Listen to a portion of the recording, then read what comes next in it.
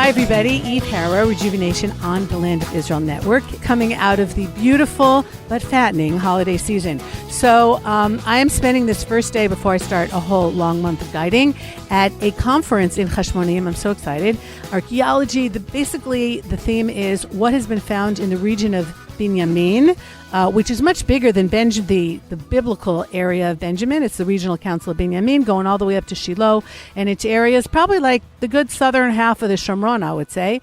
And so first up on the docket, and wearing pants, and that's a whole other story. I know that sounds very odd, is Dr. Scott Stripling, who some of you have heard my interviews with him, digging at Shilo, and he presented to the conference today. So first of all, welcome to Israel. Thank you, Eve. I just arrived a few hours ago.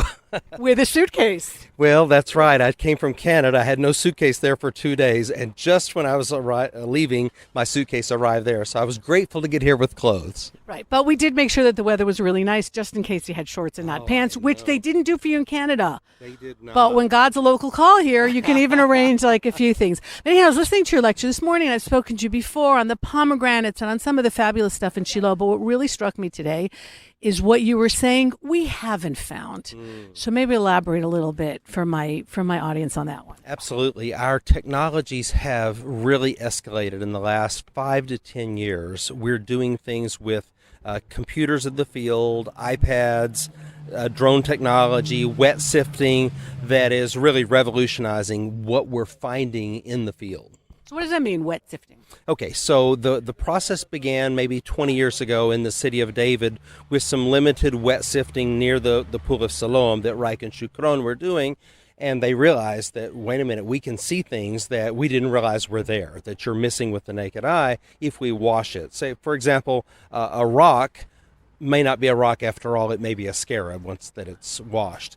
And so then the Temple Mount Sifting Project, maybe 15 years ago, Barkai came along and they did this large project, which I worked in for 2 years as a supervisor, and that's where I became a big believer in wet sifting. And so when we had the opportunity to dig at Shilo, which we started 3 years ago, we're now going into season 4, I made up my mind since we had water, we were going to invest and build a state-of-the-art facility. And so we did. We built a facility, cost us about $17,500, something like that. But what we do is we excavate in the square, then we dry sift the material, then we track exactly where it came from, and we take it through our wet sifting protocols. What we find is unbelievable. What we've been throwing away in the past is just astounding.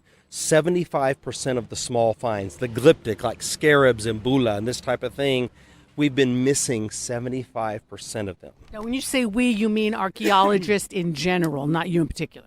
Right. Well, I mean, I'm as guilty as anyone, but I'm not throwing stones at anyone. I'm just saying we as archaeologists, because that was the best technology we had, now we know better because we've gone back to old dump piles from previous excavations. We're the first ones to do this, and we've wet sifted that, and we're finding cylinder seals and bula and scarabs, and on a ratio of 3.5 to 1, which tells me we're missing 75% of the evidence. Wow. I mean, as you said, it's nobody's fault. You didn't have the technology. But what you were saying in addition, and explain for my audience who may not know, what's the difference between a bula, what is a scarab, in terms of the time periods also that they come out of, and how big are they? I mean, because what you're saying is if you're going into the dump piles of, let's say, Yisrael Finkelstein and others who dug at Shilo, this was the stuff that they said, okay, this is now the garbage. We got all the good stuff. And you're going through there and saying, oh, my God, look at what they missed. And not only did you miss some of it, you missed most of it. And again, I'm not casting dispersions. Right. I'm just saying we can do better. So once we publish this academically, maybe next year or the year after, we'll be able to get this out. It's going to really challenge the way that archaeology is done in Israel, but it could be a golden age for us. I mean, just think of the new finds and the new evidence that will shed light on the ancient past. So what is a bula? What is a scarab? So a bula is a lump of clay. So it's wet, placed on, say, a document, and it seals the document with a signet type ring. So there's an impression. It has a string that goes around it so you know that your mail hasn't been opened, all right? And on the back, you'll see it's concave on the back, so you'll see usually the papyrus markings on the back. And on the front, you'll have an insignia. Maybe it was made with a signet ring or a scarab or something like that. If they're exposed to a fire, the fire burns up the paper and it hardens the clay. Now, if they're not exposed to a fire and you wash them, they may dissolve, might fall apart. But if they've hardened, then they'll last forever, basically. And so that's a bula. And sometimes they have the names of the kings of Israel or administrative officials and so forth. Some of the famous one, we've got one with, we think, Hezekiah on it, the king, maybe Isaiah the prophet, that were found in very close proximity, which makes sense because they lived at the same time. So these are like super exciting finds, especially because in that time, which is, let's say, First Temple time, you don't have coins. So this is a way of like trying to get into who the people were and what's going on there. If you can get the glyptic material, glyptic means inscribed. If we can get the glyptic material in a clean context, it's a dream come true, because then we can take, say, something glyptic, plus if we can get good carbon dates and then the ceramic dates, we triangulate the date, and then we can have great confidence in it. And those came from the Ophel, but in the city of David, a little further down, you have a number of seals and scribes, Gemaliah and other biblical characters, all within a very close proximity to what Mazar has theorized may have been David's palace.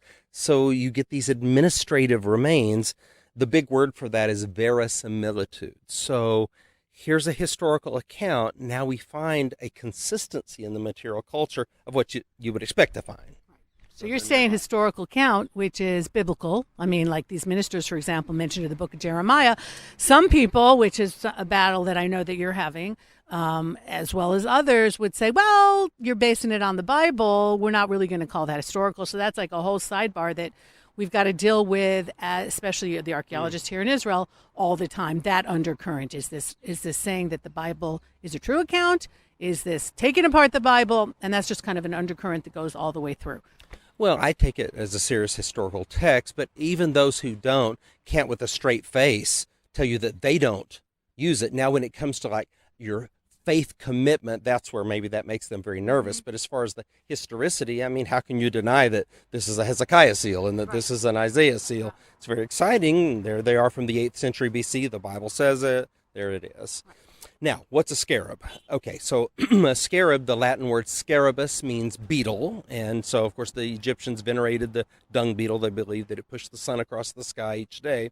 So when a new pharaoh came to power, he created his iconography for his administration. No previous administration had that iconography. No subsequent administration had that exact iconography. And many times, even his cartouche, an oval name ring, is on the scarab.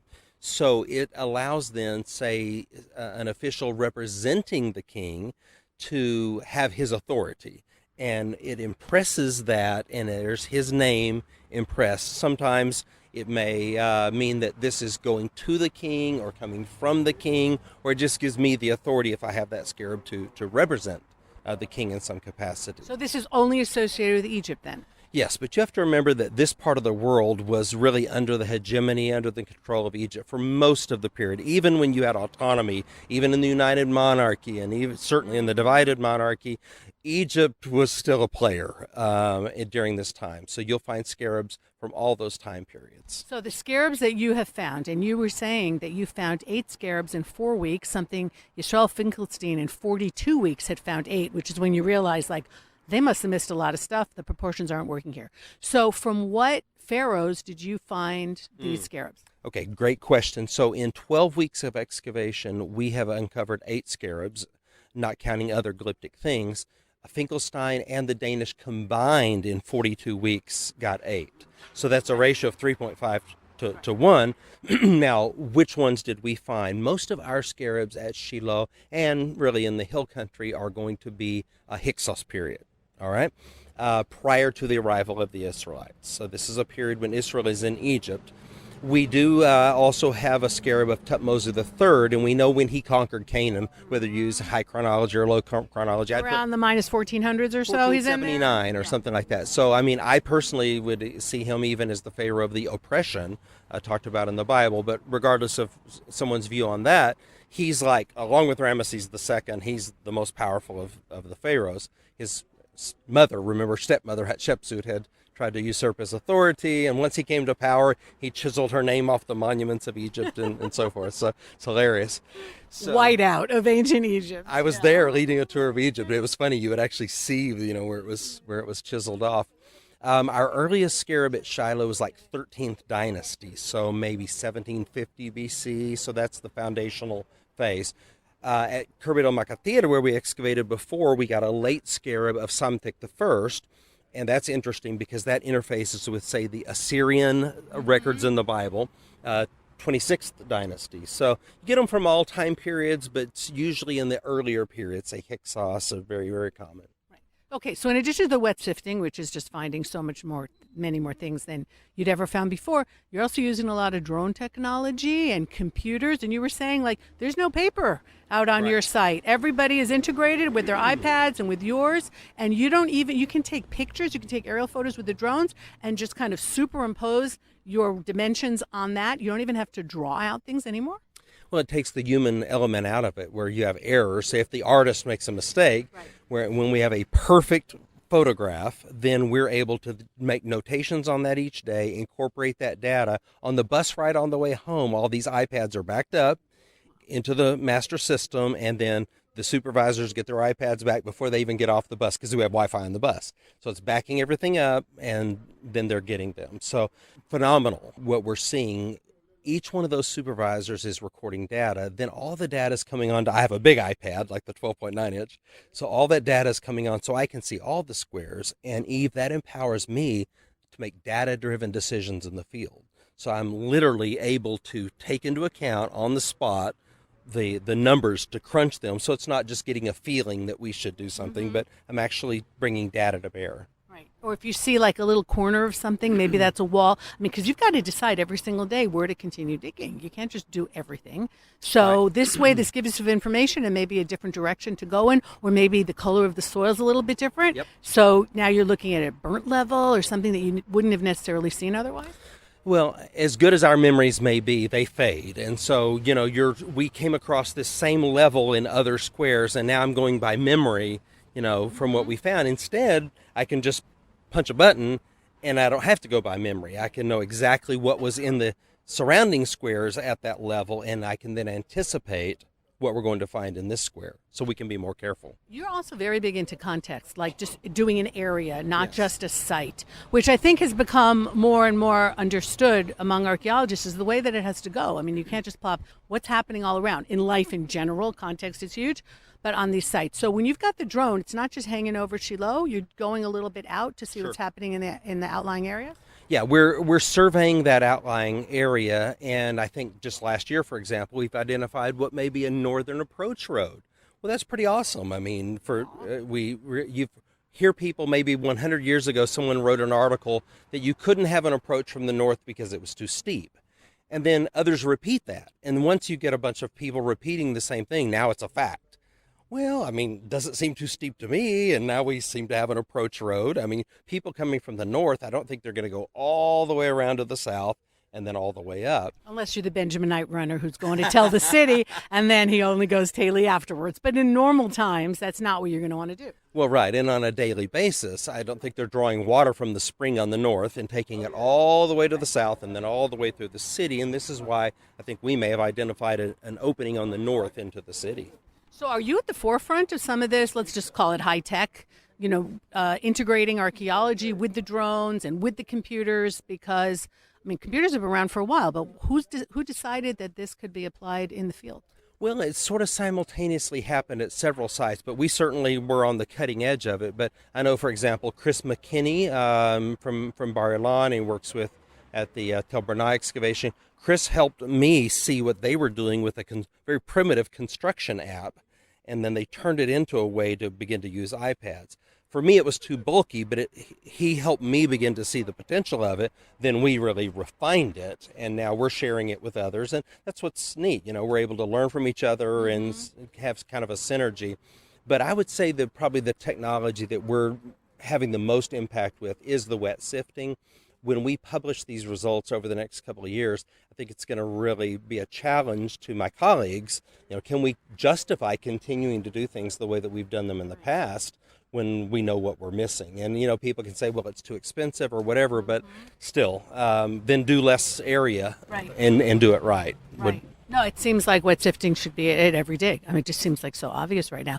What's Lene Rittmeyer feeling about some of your high tech, because I interviewed him a few months ago. He's incredible. And for those of you who missed the interview, first of all, go back and listen to it. But he is the guy who has been sketching not just, but especially the Temple Mount over the last few years, an architect, so which makes perfect sense. So is this hard for some of the old timers, because he's been doing this for a long time, and his drawings are just so beautiful, and so many people rely on them. You just said a couple minutes ago, we're taking the human element out. Is there a downside to that? Well, maybe, but guys like Lane Rittmeyer are amazing because he has adapted. So he taught himself the computer, all the drawings that he used to do by hand. They're all computerized now, and so I think he's done his best to embrace the technology. But all of us are caught in a vortex, of time is passing us by, and as you get older, there's sort of more of a challenge of incorporating the new stuff. So it's really neat because we need the new, younger generation, and they're so easy for them to use technology, but yet they need the experience and the wisdom and the leadership ability and the fundraising and everything that the older folks bring. And so it's pretty neat to see it all work together. So just thinking, like, as a Middle Easterner, because what's going on here in Israel is just so exciting, but then there's places not so far from us that are being destroyed by wars and by just total havoc. Some of the most incredible sites, archaeological sites on the planet. Can somebody use this drone technology? Because let's say you can't put a group of archaeologists now in, I don't know, in Iraq or in certain places in Syria. Would it be possible, though, without endangering lives, to get some flyovers now with drones and at least take some pictures of what's going on there? Are they doing it? Is that something that can be done without totally creating more havoc? That is a great question. You always have the best questions, E. These are very insightful. Think about what, say, was done in the 1850s, 1860s here in Israel with the founder of the American colony. When guys like that came in and took all these photographs at the time before the modern sprawl of Jerusalem. So now you go back and go to the American colony and look at the collection of photos and actually find clues to help you piece together things without even excavating. All right, things you don't even have access to anymore. So now we can do the same thing. With drones even more. We can map some of those areas that are like in danger zones. We could lose those areas, and then study them. And I think generations from now we can go back and glean information from that. For those of you not familiar, you can go into the Library of Congress, and there's about, I think, over 300,000 photographs that were taken from the mid-1800s, which is only when photography starts, by a group of photographers who were based at the American Colony Hotel in Jerusalem. And when I have time, I go and look through the pictures. It's just astounding to see, first of all, to see the change in the last 150 years in Israel, but to see some of the pictures and some of the things that would just be lost forever if they hadn't gone around. Someone just told me a couple of days ago, because I live in Efrat, right between Bethlehem is just literally on the other side of the valley, some pictures of a very old stone structure in the valley now there that some people are saying, and there was a book that was written at the time by a woman a traveler to here in the 1800s, was possibly where Solomon kept his concubines. Okay, near Givat Eitam, and talking about that area. And there's a very old structure there that looks like it's First Temple period. So we only have a few remains of it now, but some of the older pictures that were taken before, look, a lot of these stones were taken to build people's homes. A lot of the natives just came through there and took things apart. So maybe we can get an idea. So that's like a whole other window, right? Because he was a busy guy, King Solomon, and where did he keep all those concubines? So it could be not far from where I live today, which of course gave rise, and we'd had a little bit to drink yesterday, to a whole bunch of comments. Yeah, anyway, sure. All right. So you're back here a lot. I mean, even though you're really only officially digging in the summers, you've been back here already a couple of times since then. Yeah, I was here in October for a conference and back today for this Highlands conference, and then a couple of other projects. I'll be working on pottery this week, finishing up our finds from this summer, working in the labs at Ariel University. So yeah, as things have expanded, there's just so many opportunities that I find myself on a plane quite a bit, coming back and forth. Yeah, that's super great though, and we always love to see you here, and always waiting for the next upcoming thing from one of the oldest sites that we have, which is Shilo. And it's just great. Thank you so much, Dr. Scott Well, Strip. I'm glad to be here, and we're going to be doing a winter project at Shilo. And so you'll have to stop by, bundle up, because it's going to be cold. The last 2 weeks of December, the first week of January, I'm going to be training a large group of people on how to wet sift properly, really training my team, with it. So those who, if somebody's brave and they want to come out and get a little cold, get a little wet, they can work with us this winter. How would they get in touch with you? Let's see. Go to my website, scottstripling.net or digshilo.org. They can contact me there. We'll talk about a unique way of spending your winter vacation. I know. Well, I mean, for me, there's no place I'd rather be. Thank you so much. Okay, let's head back in and hear what else is going on. Thanks, Eve. Hi, everybody. Eve Harow, still at Kenes Chashmonaim, with my most favorite oenologist, wine researcher, Dr. Shivi Drori, who I've interviewed over the years, and just keep following him because the work that he's done is just absolutely incredible. So, Shivi, thanks for joining me for a few minutes in the little break before you present. It's a great opportunity. We have a lot of people here. Very interesting conference. A lot of Ohavei Eretz Yisrael. A beautiful time of the year and a lot of very interesting talks and concepts. Okay, so you have carved out a niche for yourself as a wine researcher. Can we put it that way? What were the wines of old? Can we bring them back? A lot of us are now drinking wines that you're responsible for now putting back on the market. So do you have a wine research center? How exactly do you do this in addition to your winery, the Gvaot Winery? And I have to tell you that yesterday, that's what we brought to our friends. We went to lunch for Simchat Torah at Friends, and it was a bottle of the Gvaot, the vineyard dance, that accompanied us for lunch. So I'm still digesting your work. So first, it's a great choice of wine.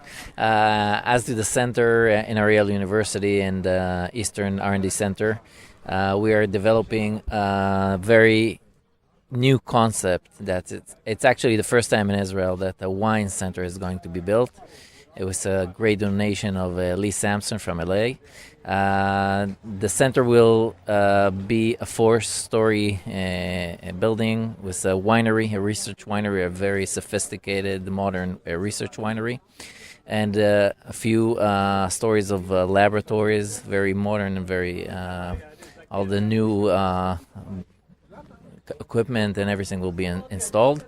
In addition, we are going to install outside of this building a very old wine press, which can show us how wine was done in ancient times, and then someone will be outside will see the ancient practice. Then he can go in and see the most modern practice with a wine robot and the vats that will be in the research winery. So that will be a very interesting experience.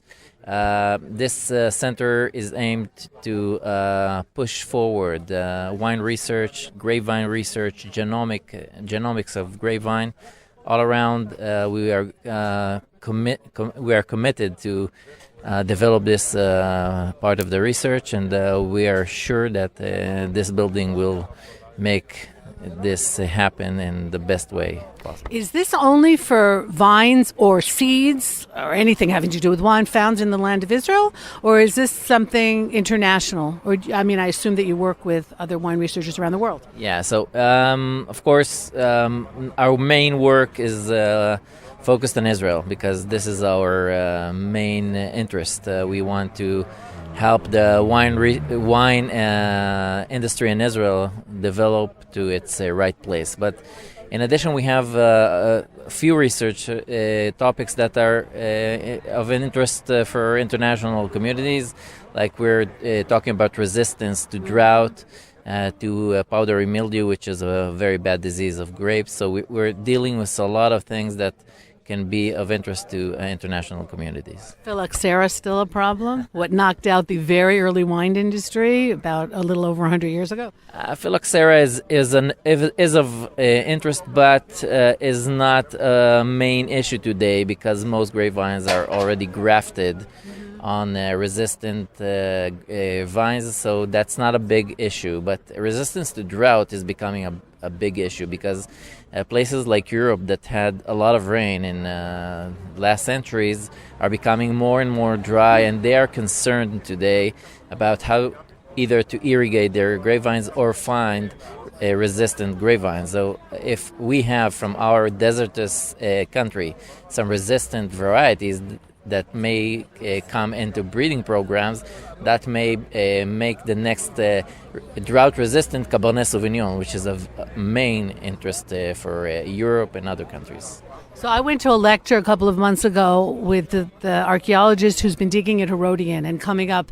Herodian is such a fabulous site. And one of the things they've come up with at Herodian is a winery from Herod's time. You must know about this. Yeah, so of course I know about it. This very interesting site inside the walls of the Herodian fortress. It was found 2 years ago. Around 30 vats, 500 liters big, which are quite huge, were found. They were not actually certain about what these vats were meant for.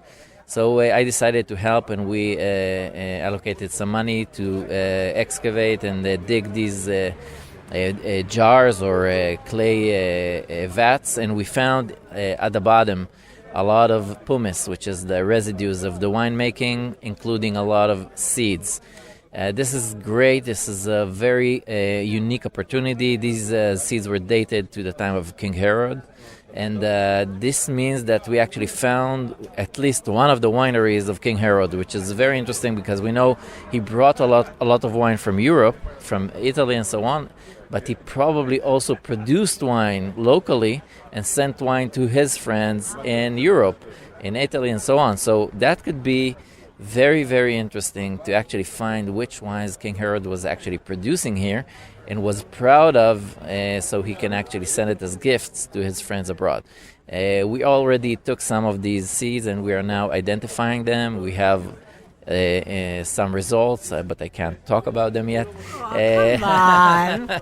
But I can say that these are local varieties found in the region of Bethlehem until today, so they are still there, which makes a very interesting concept about what kinds of wine they were actually drinking in that time. Were they red or white? Were they sweet wines or dry wines? A lot of questions are coming out. And Dr. Tziona Ben Gedalia from Gush Etzion, she's now working on the residues of these vats. I'm working on the seeds to identify them. She's working to actually understand the recipe of these wines. Maybe they used special herbs, special incense. We don't know. We found many kinds of materials, organic materials in there, and looking into them might give us a look at not just what kind of grapevines they were using or what varieties they were using, but actually what were the additives they used on the wine. Did they use honey? Did they use cinnamon? What did they use actually to make the wine better in these times? And then, of course, where did the honey come from and where did the cinnamon come from? You open one door and then there's just so many other questions. Huge question. This site opens a window to a very, very interesting king and his practices. He didn't just live here. He was having connections all around. Things came in and out, exported and imported. Very international, so that makes an interesting question. Might we find in somewhere in Rome, ancient Rome, some vats came from Judea with wines? That could be very, very interesting to find. Wow. So it opens a lot of windows to in many directions. We know that he imported garum, which was like a fish paste.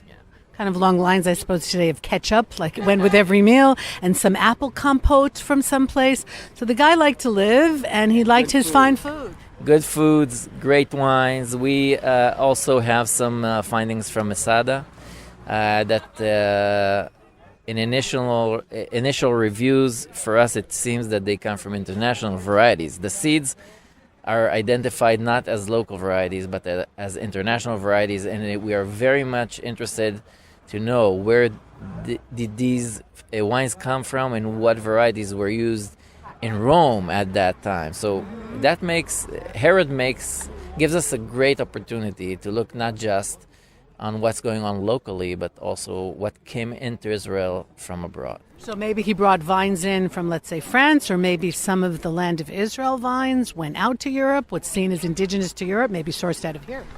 Indeed.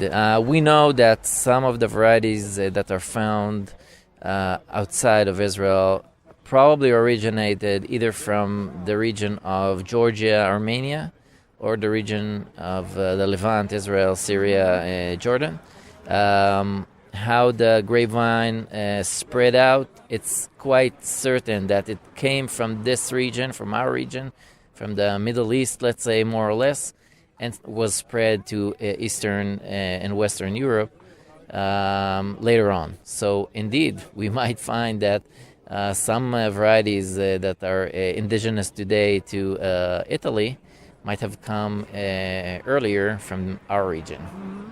So one last question, and then we have to go back in because you're about to present. You told me a while back that you're trying to give white wine a better name. That it's seen like, if you're a serious wine drinker, you're into the red wines, and white is for ladies or for people who don't really like wine. How's that going? Yeah, first of all, ladies are the best wine consumers because ladies can detect aromas much better than men. That's a fact. That's why your wife helped you sometimes in the office? Yeah, many times, not in the office, but actually in wine making and deciding.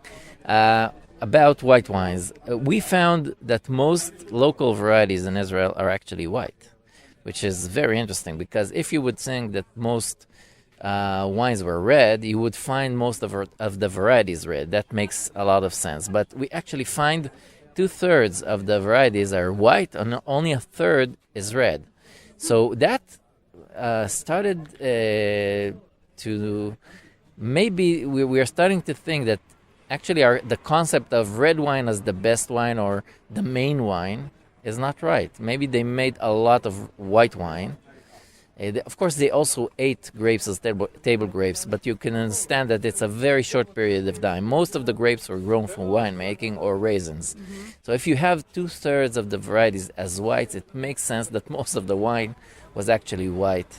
And this is very interesting. Did they actually drink a lot of white wine, or maybe they did other things with this kind of grapes like dibs, which is a kind of jam, or maybe they dried a lot of them as raisins. We don't actually know. What will give us the answer is when we analyze the residues, the seeds that are found in wine presses, then we can actually know how many of the varieties were white and how many were reds, and then we can actually assess the amount of red and white wine. That's the only way around this question. And then for the future, like the wines that you're developing that are now not just your own winery, but other wineries are picking this up and marketing these wines. So you're working on the whites to make them better for today? We found a few very, very interesting varieties, white varieties, that make excellent wines. Some of them are resistant to powdery mildew, which is a big, big problem. And when you get a resistant variety to these kinds of diseases, that's of interest not just as a winemaking variety, but also as a breeding variety to make other varieties better suited to cope with the conditions in Israel. So yes, indeed, we are focusing a lot on the white varieties. We're trying to figure out which aromas they actually produce. Can they be marketed on modern international wine industry? And if so, I'm sure they will not only stay here, but will also be imported to other parts of the world. Can you patent a wine? How does that work legally? No, you cannot, because we actually find them in the wilds. They were waiting for us in the wild, so we did not produce them, we did not breed them. But once we start breeding, then we can indeed patent varieties. For now, we do this work as a service with the great support of the JNF, the Keren HaKayemet L'Israel. Great support. The idea is to support the Israeli wine industry and to open as many of varieties to the public, to people that can actually produce the wines. And hopefully in a few years we will see a lot of vineyards containing our refound varieties and making a very great story for the wines of Israel. Okay. Dr. Shivi Drori, let you go back in and present to everybody else. Thank you so much. And definitely, Bezrat Hashem, not the last time I'll have you on this mic. Okay, everybody, coming back soon. Hi, everybody. Eve Harow, Rejuvenation on the Land of Israel Network. I am wrapping this up. It is very, very late on October 25th. The conference was a couple of days ago. It was excellent. I'm glad that I got a couple of the interviews with Dr. Scott Stripling and Dr. Shivi Drori for you to get a little bit of a taste of what was going on there. I am now packed up for a week in the land. I'll be guiding the Women's Division of Israel Bonds for the next week. And I guided for them a couple of years ago as well, the last time they were here. Fascinating group, great organization, and a lot of access to very interesting people. Can't tell you exactly who yet, but you will find out on next week's Rejuvenation when I tell you what I did next week. So take care, everybody. Thanks for listening. Thanks to Tabitha. Thanks to Ben. You can always write to me, eve@thelandofisrael.com. Check out my website, www.eveharow.com. And always happy to hear from you. And for those of you who wrote in with tips on how to keep the cats out of my flowers, I just want you to know that so far it's working. So thanks. And yes, as someone wrote to me, these should be my problems. 100%. 100%. Anyway, everyone, have a great week and take care. Rejuvenation, Eve Harow. Goodbye, everybody, for now.